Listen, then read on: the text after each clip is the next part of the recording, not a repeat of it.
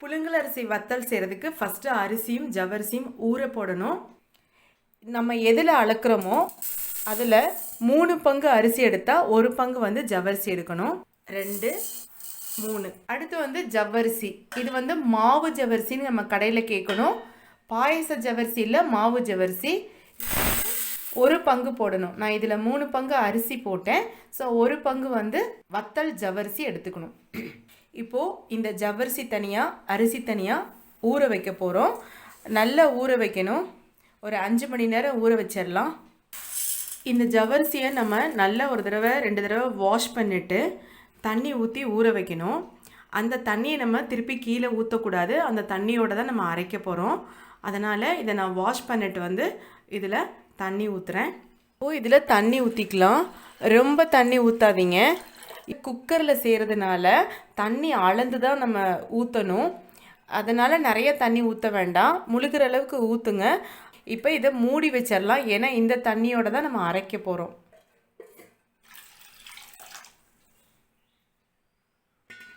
அரிசியும் ஜவ்வரிசியும் ஊறினதுக்கப்புறம் பார்க்கலாம்.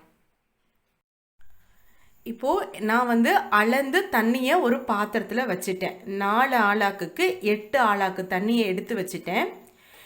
இப்போது நீங்கள் ஜவ்வரிசியில் பார்த்தீங்கன்னா தண்ணி ஒன்றும் ரொம்ப இல்லை, ஒரு அரை கிளாஸ் கூட இருக்காது.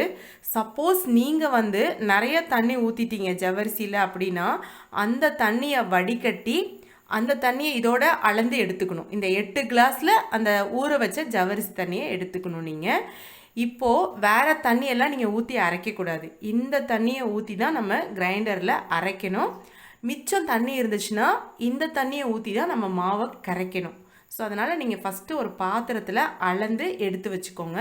இப்போ நான் போய் கிரைண்டரில் இந்த ஜவ்வரிசியும் அரிசியையும் சேர்த்து அரைக்க போகிற இந்த தண்ணியை யூஸ் பண்ணி அளந்து எடுத்து வச்ச தண்ணி. அரிசியும் ஜவ்வரிசியும் அரைச்சாச்சு. நம்ம அளந்து வச்ச தண்ணியை யூஸ் பண்ணி அரைச்சிருக்கேன். அடுத்து பச்சை மிளகா அரைச்சிக்கணும். நான் காரம் நம்ம இஷ்டம்தான், எவ்வளோ வேணாலும் அரைச்சிக்கலாம். இருந்தாலும் இந்த வத்தல்லாம் பார்த்திங்கன்னா குழந்தைங்க தான் ரொம்ப விரும்பி சாப்பிடுவாங்க, நம்மளும் சாப்பிடுவோம். ஸோ காரமாக இருந்துச்சுன்னா நல்லா சாப்பிட முடியாது. ஒரு மைல்டான காரம் தான் இருக்கணும். வத்தல் சீசனில் பச்சை மிளகாய் எப்போவுமே நீட்டமாக தான் வரும். நான் இது பெருசாக இருந்ததுனால ஒரு 3 பச்சை மிளகாய் எடுத்திருக்கேன். அதாவது 3 ஆழாக்கு அரிசி எடுத்தேன், அதனால் நான் 3 பச்சை மிளகாய் எடுத்துக்கிட்டேன். நீங்கள் உங்கள் சௌரியம்தான், காரம் முன்ன பின்ன போட்டுக்கலாம். அதை மிக்சியில் தண்ணி ஊற்றி அரைச்சி வச்சுருக்கேன். சீரகம் எடுத்துக்கணும். 3 ஸ்பூன் சீரகம் எடுத்திருக்கேன். பெருங்காயத்தூளை நம்ம தண்ணி விட்டு கரைச்சிக்கணும். நான் அப்போதைக்கு கரைச்சிக்கிறேன் ஊற்றும்போது. அடுத்து உப்பு நான் போட்டே அரைச்சிட்டேன் மாவோட.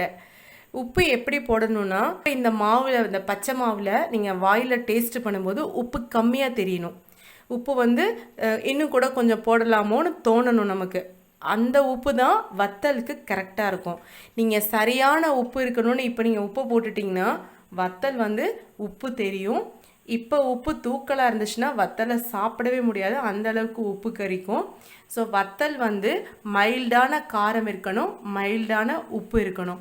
உப்பு கொஞ்சம் கூட போயிடுச்சுன்னா கூட வத்தல் சாப்பிட முடியாது. அதனால் நீங்கள் உப்பு மட்டும் பார்த்து போடுங்க. இப்போது நம்ம குக்கரில் செய்ய போகிறோம் வத்தல், ஈஸியாக இருக்கிறதுக்காக. அதுக்கு தண்ணி நம்ம அளந்து தான் யூஸ் பண்ணணும்னு நான் சொன்னேன். ஸோ அதனால் நான் 4 ஆளாக்குக்கு 8 ஆளாக்கு தண்ணி எடுத்திருந்தேன். அந்த தண்ணியை அரிசியும் ஜவ்வரிசியும் சேர்த்து அரைக்கிறதுக்கு யூஸ் பண்ணிவிட்டு மிச்ச தண்ணியை இந்த குக்கரில் ஊற்றிருக்கேன். இதில் இப்போ நம்ம அரைச்ச மாவை ஊற்றிடலாம்.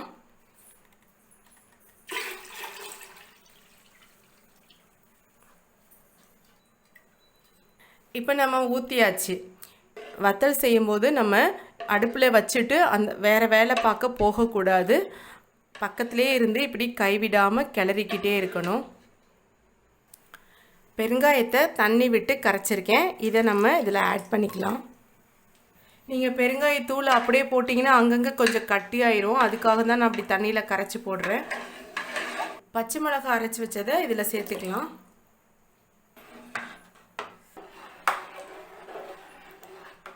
கைவிடாமல் கிளறிக்கிட்டே இருக்கணும், இல்லைனா அடி பிடிச்சிரும்.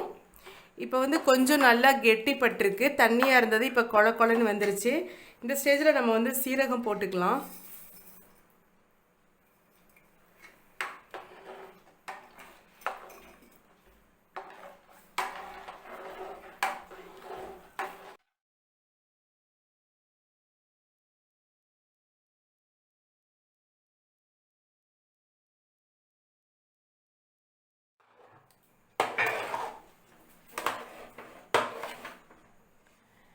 இப்போ பாருங்கள் நல்லா கொஞ்சம் கெட்டியாயிடுச்சு. தண்ணியாக இருந்த மாவு வந்து நல்லா அப்படி கெட்டியாக வந்துருச்சு. நல்லா அடியோடு கிளறிடுங்க. இப்போது நம்ம வந்து குக்கரை மூடிடலாம். இந்த அளவுக்கு கெட்டி வந்த உடனே குக்கரை மூடிடலாம். இதை நல்லா கிளறி விட்டுருங்க ஒரு தடவை அடியோட.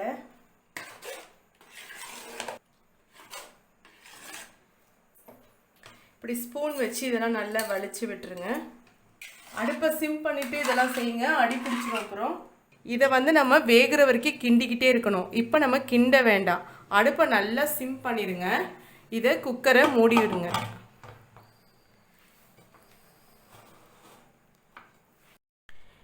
இப்போ குக்கரை மூடி நம்ம வெயிட் போட்டுட்டோம். அடுப்பை வந்து நல்லா சிம் பண்ணிடுங்க, தூக்கி வச்சிடாதீங்க, சிம் பண்ணிடுங்க.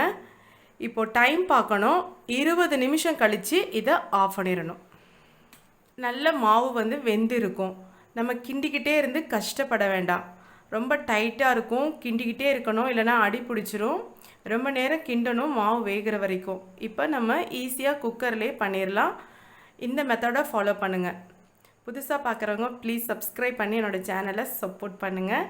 நிறைய குக்கிங் வீடியோஸ் போட்டிருக்கேன், பார்க்காதவங்களாம் பாருங்கள். ஸ்டீம்லாம் நல்லா போயிருச்சு. நான் ஓப்பன் பண்ணுறேன்.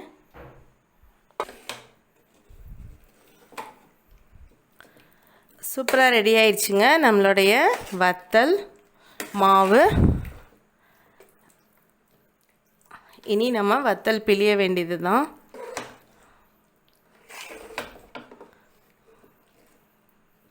இது ஆறினோடனே இன்னும் கொஞ்சம் கெட்டியாயிரும்.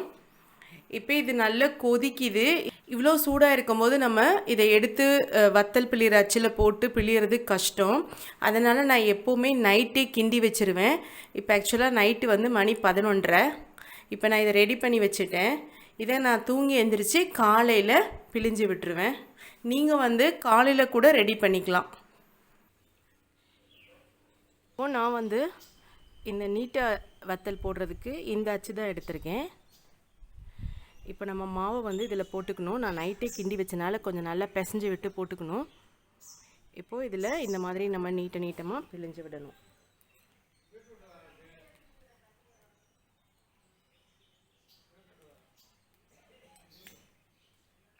எல்லாமும் புளிஞ்சாச்சு. இனி இது நல்லா வெயிலில் காயட்டும். அதுக்கப்புறமா நம்ம சாயங்காலமாக பார்க்கலாம், எப்படி இதை வந்து எடுக்கணும் என்னங்கிறத சாயங்காலமாக பார்க்கலாம். பாருங்கள், நம்ம குக்கரில் செஞ்சதுனால அடியே பிடிக்கல, இல்லைனா கொஞ்சம் அடி பிடிச்சிரும். அதனால் நம்ம குக்கரில் செஞ்சோம்னா ரொம்ப ஈஸியாக இருக்கும். ரொம்ப கிண்ட வேண்டாம், அடி பிடிக்காது, ரொம்ப ஈஸியாக இருக்கும். நீங்களும் இந்த மெத்தடில் ட்ரை பண்ணி பாருங்கள். இப்போ நம்ம காலையில் போட்ட வத்தல் வந்து ஒரு நாள் ஃபுல்லாக சாயங்காலம் வரைக்கும் காஞ்சதில் இவ்வளோ காஞ்சிருக்கு. இது இன்னும் 2-3 நாள் காயணும். இந்த மாதிரி நம்ம இப்படி உரித்து எடுத்துடலாம். சப்போஸ் உங்களுக்கு இந்த மாதிரி உரிக்க வரல அப்படின்னா நீங்கள் பின்னாடி லேசாக தண்ணி தெளித்து, பின்பக்கம் கொஞ்சமாக தண்ணி தெளிக்கணும், ரொம்ப வேண்டாம். லேசாக இப்படி தண்ணி தெளிச்சுட்டு கொஞ்ச நேரம் இப்படி விட்டுட்டிங்கன்னா இது வந்து நல்ல வத்தல் வந்து எடுக்க நல்லா ஈஸியாக வந்துடும்.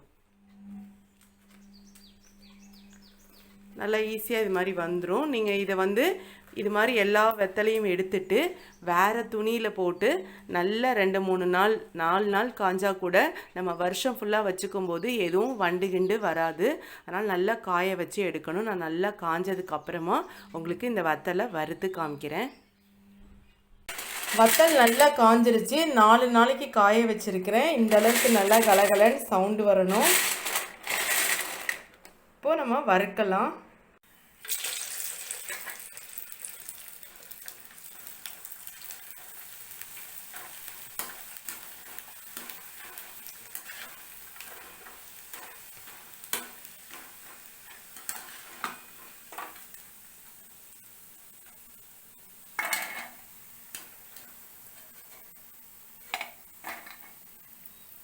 சூப்பராக ரெடி ஆயிடுச்சுங்க நம்மளுடைய வத்தல்.